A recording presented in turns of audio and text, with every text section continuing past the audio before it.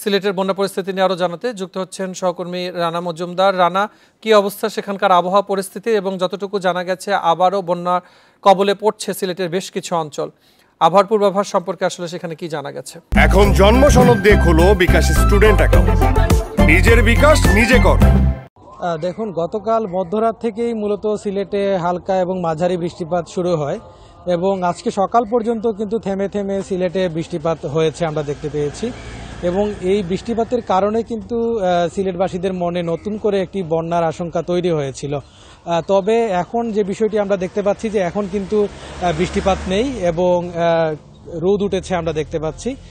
পাশাপাশি সিলেট আবহাওয়া অফিসের সাথে আমরা কথা বলেছিলাম, তারা যে বিষয়টি জানিয়েছে যে সকাল 6টা থেকে সকাল 9টা পর্যন্ত সিলেটে 51 মিলিমিটার বৃষ্টিপাত কিন্তু রেকর্ড করা হয়েছে। পাশাপাশি সিলেটের পানি উন্নয়ন বোর্ড যে তথ্যটি আমাদেরকে জানিয়েছে যে এখন সিলেটে সুরমা নদীর পানি একটি পয়েন্টে এবং কুশিয়ারা নদীর পানি দুটি পয়েন্টে কিন্তু বিপদসীমার উপর দিয়ে প্রবাহিত হচ্ছে। পাশাপাশি জেলা প্রশাসন যে তথ্যটি আমাদেরকে জানিয়েছে যে এখন পর্যন্ত সিলেটে কিন্তু 5 লাখেরও বেশি মানুষ তারা পানিবন্দী অবস্থায় রয়েছেন 13টি উপজেলায় এবং প্রায় 213টি আশ্রয় কেন্দ্রেও কিন্তু এখন প্রায় 9,000-এর মতো মানুষ আশ্রয় নিয়ে আছেন।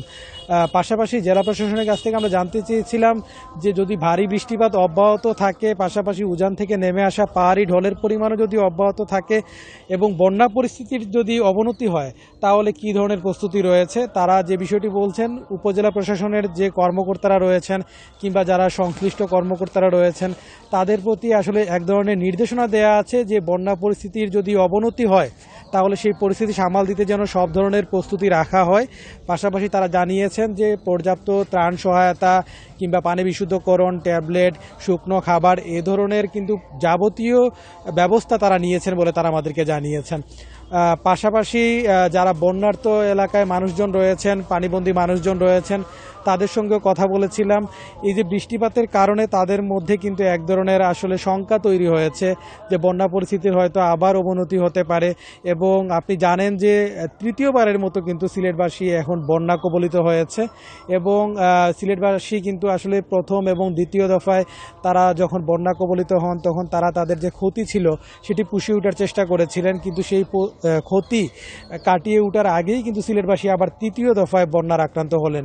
এখন যদি বন্যা পরিস্থিতির অবনতি হয় তাহলে কিন্তু আবার বিরাট একটি ক্ষতির সম্মুখীন হবে সিলেটবাসী।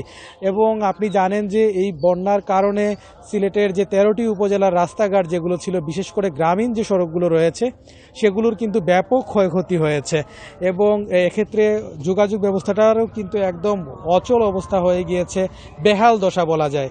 এবং যারা সেখানকার বাসিন্দারা রয়েছেন তারা যে বিষয়টি বলছেন যে এই যে যোগাযোগ ব্যবস্থার বেহাল দশার কারণে কিন্তু তারা জেলা শহরের সাথে যে যোগাযোগ কিংবা তাদের যে প্রয়োজনীয় যে যোগাযোগটি রয়েছে, হাসপাতালে আসা কিংবা চিকিৎসা গ্রহণ করা, এ ধরনের কিন্তু যাবতীয় কাজকর্ম ব্যাহত হচ্ছে বলে তারা জানিয়েছেন।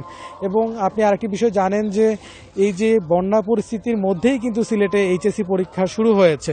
তো সেক্ষেত্রে আমরা কথা বলেছিলাম অভিভাবকদের সাথে, তারা যে বিষয়টি বলছেন যে বন্যা পরিস্থিতির যদি অবনতি হয় তাহলে কিন্তু তাদের যে ছেলেমেয়েরা যারা আছেন সেক্ষেত্রে তারা কিন্তু পরীক্ষার হলে যেতে এক ধরনের ভোগান্তির শিকার হবেন। পাশাপাশি এর একটি ফলাফলের উপরও কিন্তু এর একটি বিরূপ প্রভাব পড়বে বলে তারা মনে করছেন।